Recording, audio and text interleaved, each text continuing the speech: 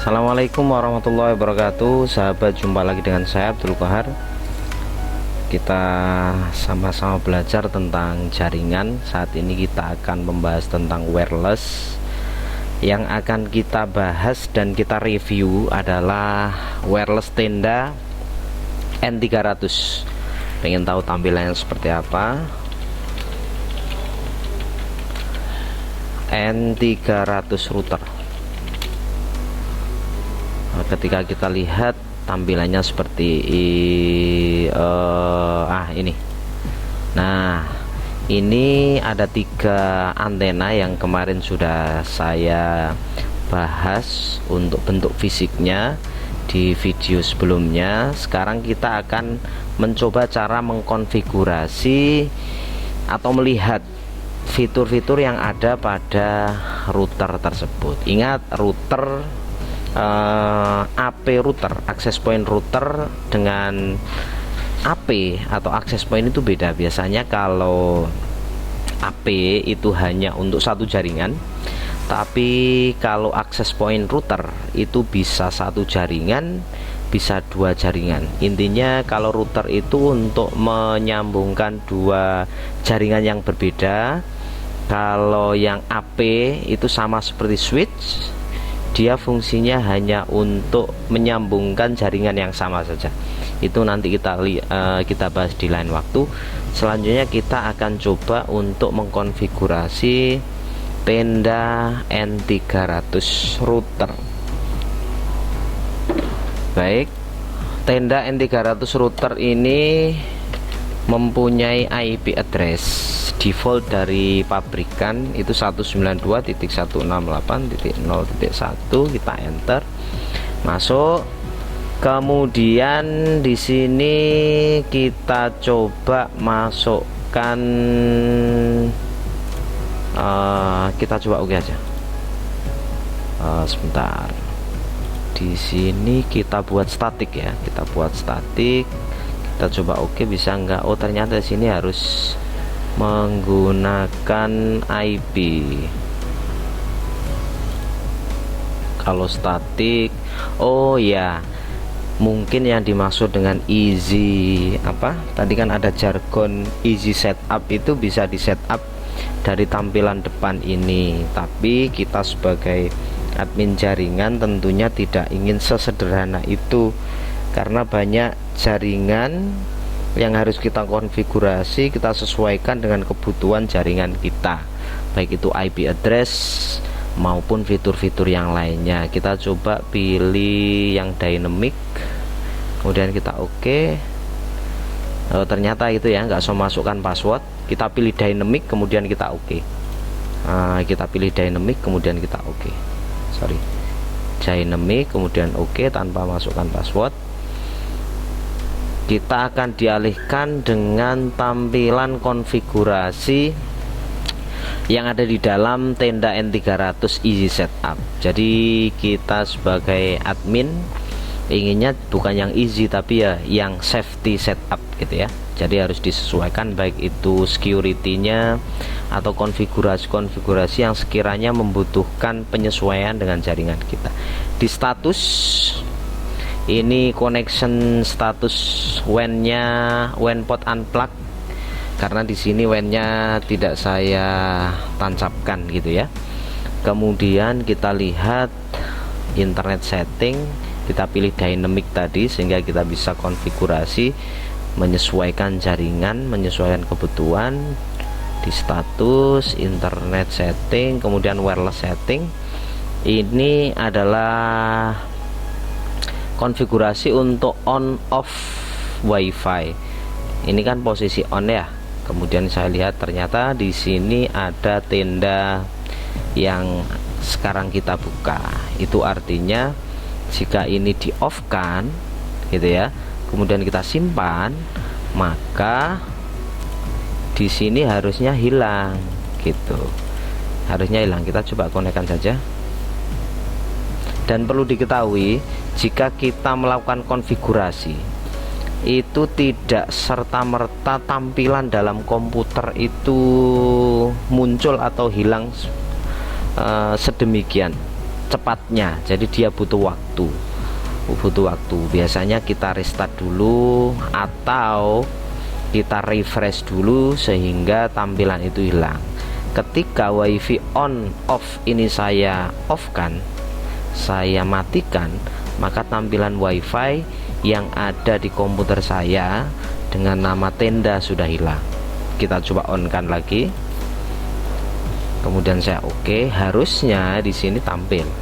Saya refresh gitu ya, saya coba refresh, matikan refresh, saya refresh, ternyata tendanya muncul. Itu artinya on off WiFi yang ada di sini adalah untuk menampilkan SSID atau nama WiFi, bahasa gampangnya nama WiFi yang nantinya muncul pada perangkat baik itu smartphone atau PC atau laptop gitu ya.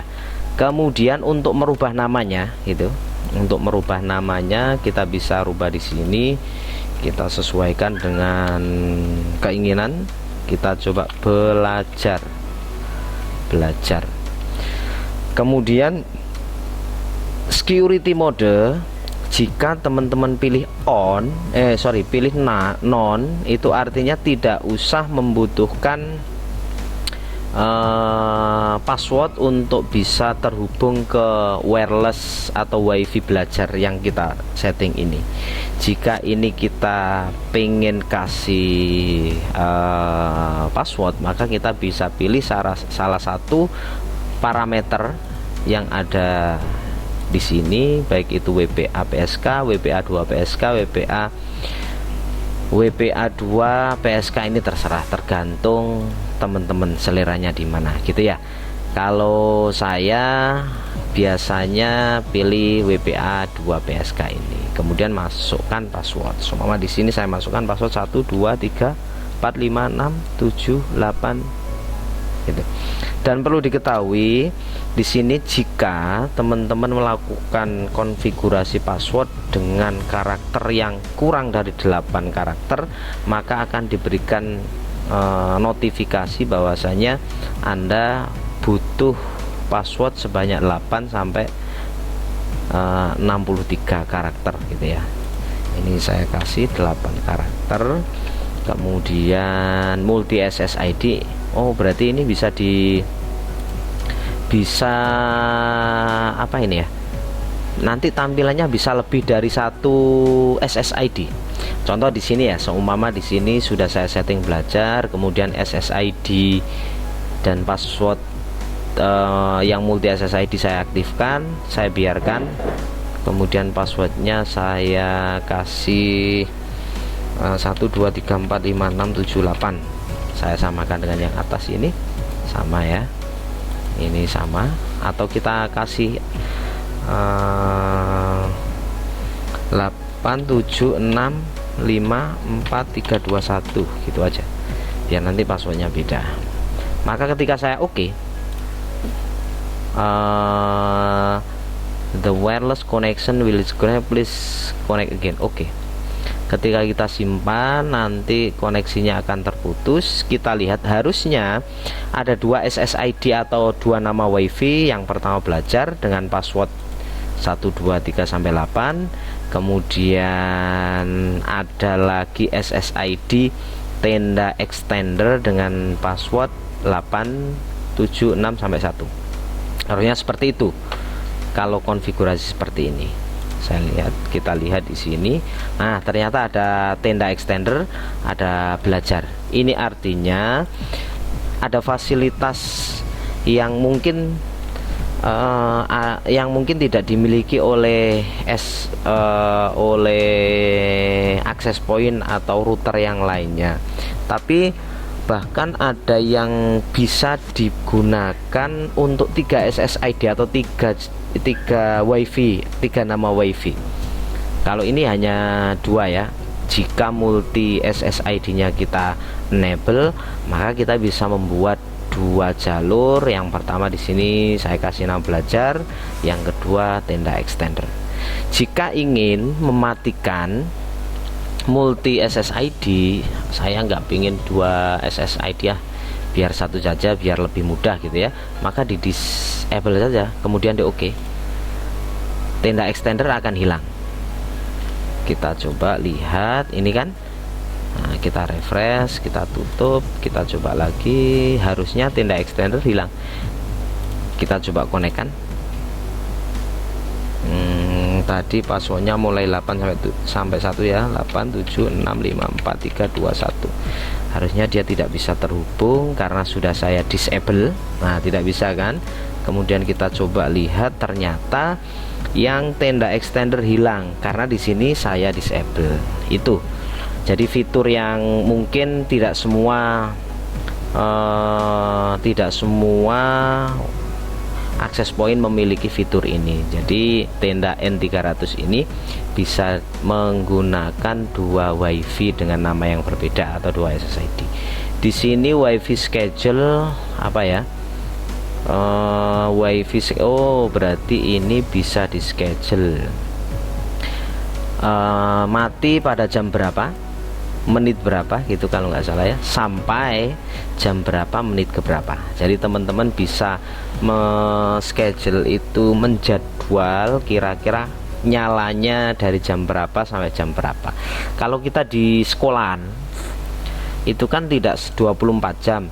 Jadi ketika masa sekolah aktif kita nyalakan, ketika sekolahan sudah tidak aktif, artinya anak-anak sudah pada pulang, kita matikan bisa gitu ya. Gunanya apa ya, kalau tidak digunakan mending dimatikan saja gitu, karena mungkin penggunaan listrik akan terus berlanjut kalau tidak dimatikan. Kemudian di sini bisa kita schedule juga melalui hari gitu ya, hari. Jadi hari apa saja, mungkin hari Jumat libur, maka hari Jumat tidak usah dinyalakan, itu bisa. Kemudian wireless parameter ini juga penting bagi teman-teman pelaku bisnis voucheran. Jika teman-teman punya banyak akses point, itu wireless channel khususnya itu biar tidak terjadi interferensi. Interferensi itu semacam penumpukan apa ya, jalur gitu ya. Karena nanti kalau saling berdekatan, channelnya sama, biasanya tidak bisa berjalan dengan lancar gitu, banyak gangguan. Sama seperti jalan, ketika jalannya itu satu dilewati banyak kendaraan, maka akan terjadi antrian yang panjang. Bahasa mudahnya seperti itu. Channel width ini biasanya saya konfigurasi auto, kita buat auto saja. Kalau channel wireless ini biasanya saya konfigurasi, saya sesuaikan dengan kira-kira channel terbaik di tempat yang akan diposisikan, yang akan ditempati oleh wireless ini gitu ya. Kemudian bandwidth control, di sini ada bandwidth control. Jadi teman-teman bisa melimit kira-kira nanti dikasih bandwidth berapa untuk browsing, untuk video atau video yang HD atau unlimited. Ini bisa disetting di sini. Ini enak ini.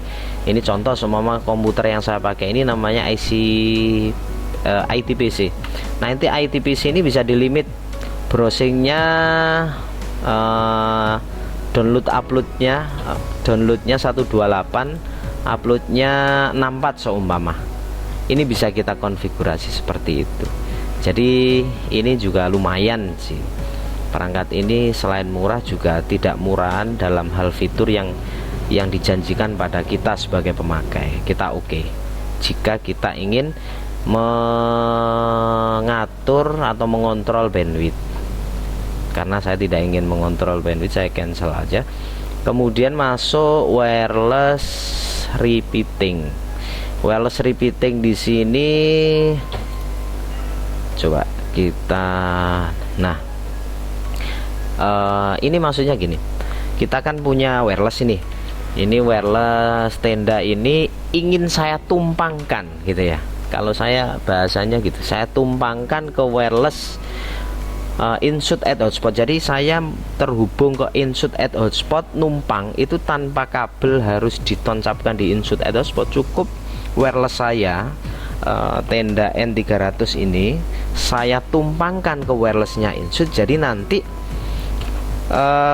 ketika saya terhubung dengan tenda otomatis akan terhubung dengan insert gitu. Tapi tentunya tidak semudah itu tinggal cantol, tidak. Yang pasti nanti ada syarat-syarat untuk baik itu mungkin password kah, atau jika insert di sini bentuknya hotspot yang harus memasukkan username dan password. Ketika kita terhubung dengan jaringan tenda maka juga harus memasukkan username dan password itu ya. Jadi bisa kita tumpangkan. Coba kalau di sini WISP, kemudian kita coba fitur di universal repeater. Universal repeater di sini fungsinya juga sama gitu ya. Fungsinya juga sama, mungkin teman-teman bisa browsing antara WISP sama universal repeater itu apa. Jika kita pilih yang AP mode itu access point mode ya.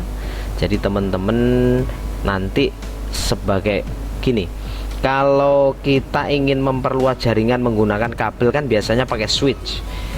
Nah, access point ini fungsinya juga hampir sama untuk memperluas jaringan tapi menggunakan wireless. Jadi seperti itu untuk memberi gambaran yang paling mudah ke teman-teman yang baru belajar.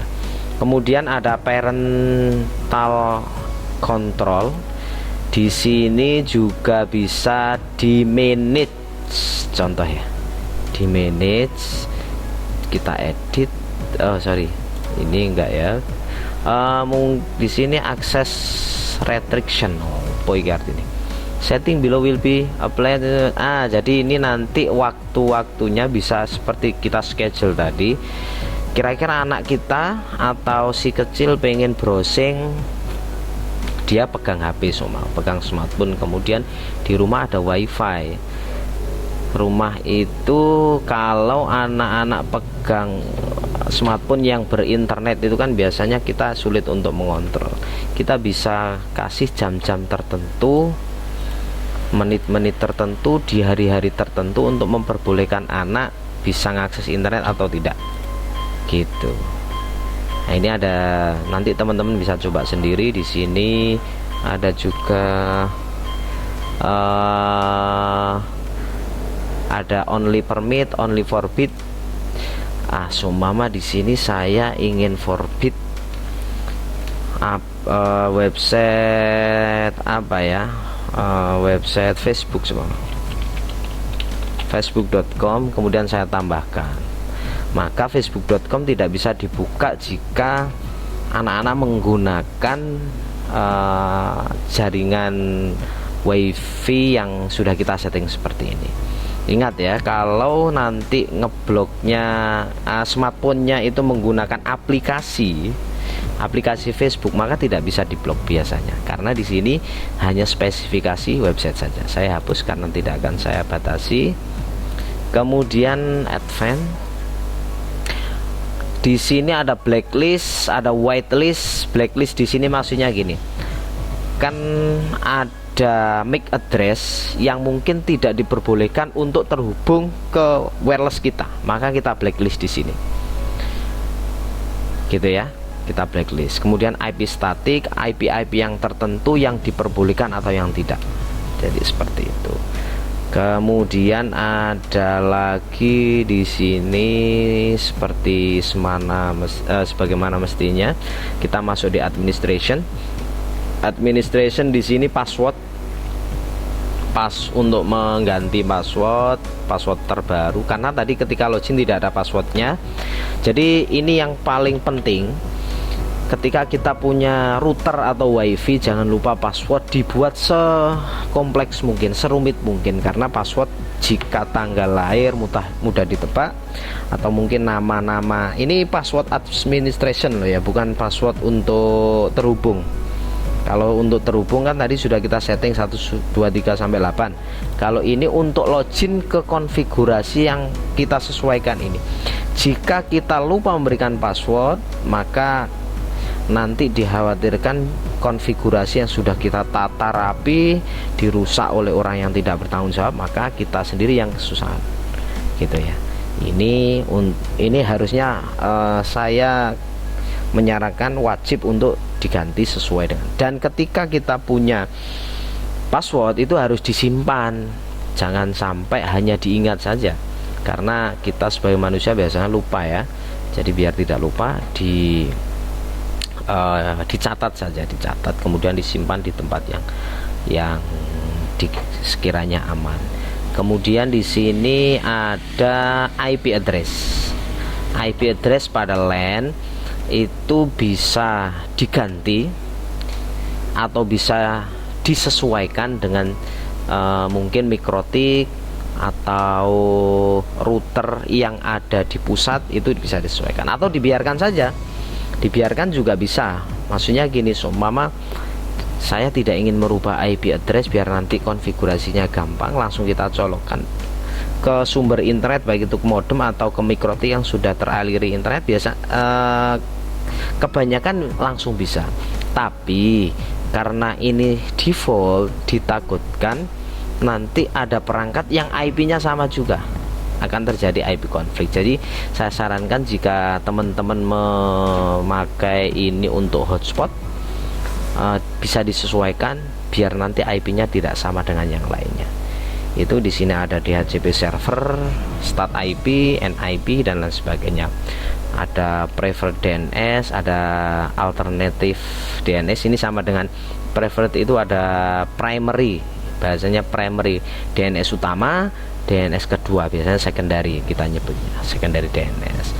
Kemudian date and time bisa disesuaikan, nanti reboot, reset. Ini ya, reset itu mengembalikan ke konfigurasi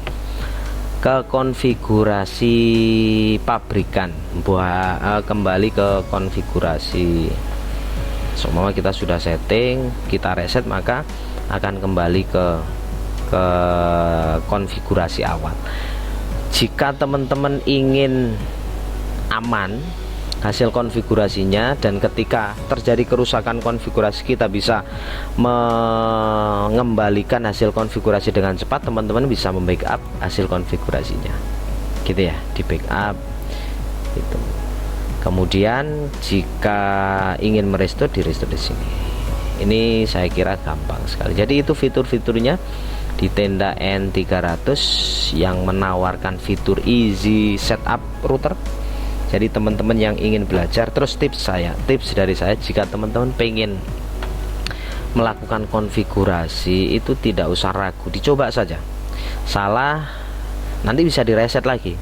Jadi jangan khawatir keliru dan lain sebagainya. Nanti kalau khawatir tidak pernah coba-coba, ya nanti teman-teman sulit dan lama waktu belajarnya itu, karena rata-rata seperti teman-teman yang lain yang sudah berkecimpung dalam dunia jaringan itu trial and error, coba nggak bisa di restart atau di reset itu.